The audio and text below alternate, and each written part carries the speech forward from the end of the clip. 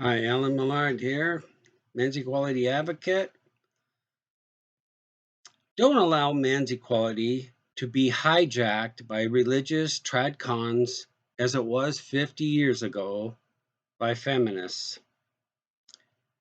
What is no less foreign and toxic than feminism is a relatively new effort, intrusion, commandeering men's equality efforts consisting of religious tradcons.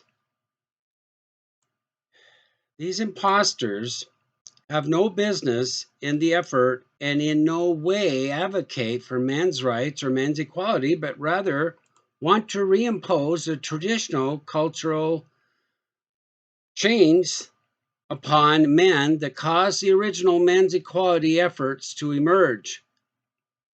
They are underneath that, their beliefs and mindset is under the very premise of what caused our problems, upon which feminism is built.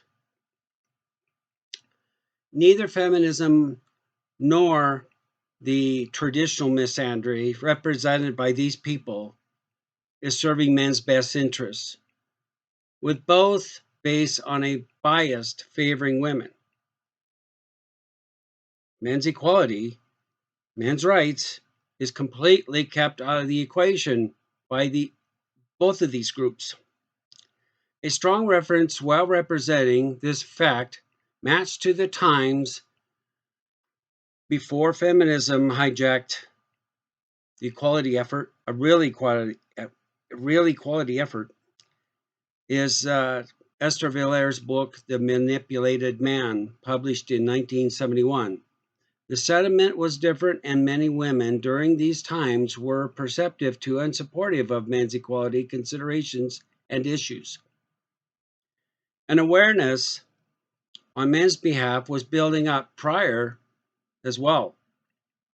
The media reflected this in movies and product ads as well. Free love, make love, not war were popular slogans put into practice, which directly contrasted with the feminist sentiment yet to come. Men are either deemed as a use or useless and condemned, or once escaping off the plantation, they're considered criminal and not worthy to even exist at all. What it boils down to is that neither the right or the left is for men's equality, men's rights.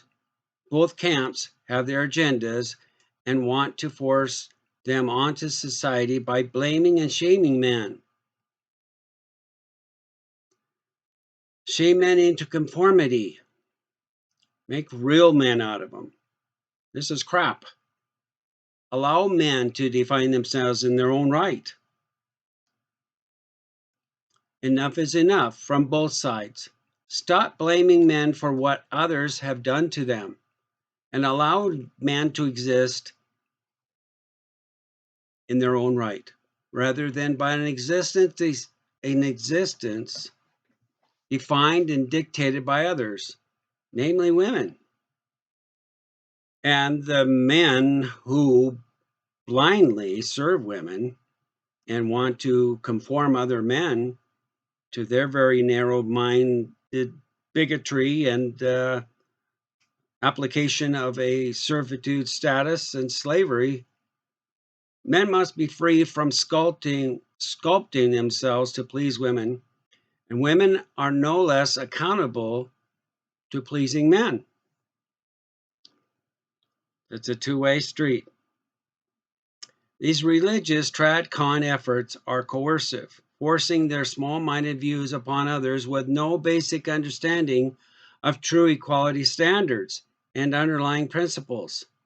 They are equally incapable, as are feminists, to think for themselves in their archaic beliefs dictated by their limited intellect. They are often anti-education, which stands only as with a bit of merit, although misdirected, due to feminism's cancerous contamination of our country's brain educational system. But we don't destroy a person's brain if he or she has a brain tumor, do we? We remove the tumor. We correct the problem. We don't get rid of the brain that has it. We don't get rid of our educational system because it has a problem. That's our knowledge. That's our gives us advanced intellectualism. However, they also are against evolution and basic biology on the one hand, but defended on the other by sex and rigid sex roles and an existence attached dictating an assigned role for men. But very similar to the feminist mindset regarding their efforts is that something that threatens these religious trads cons programming conflicting with their religious beliefs is not allowed either. The brain of our country, education, and the valuable knowledge and intellectual advancement that represents an advanced civilization is not the problem any more than one's brain affected by a tumor that needs to be removed is the problem. They fail to acknowledge the need for men's equality existed prior to feminism due to a cultural bias favoring women. In other words, commonly referred to as chivalry. Feminism was only an extension of this traditional misandry, built on that premise. Otherwise, it would have had no foundation or precedents upon which to build and make a stand. Supposedly any kind of a stand, legitimate or not.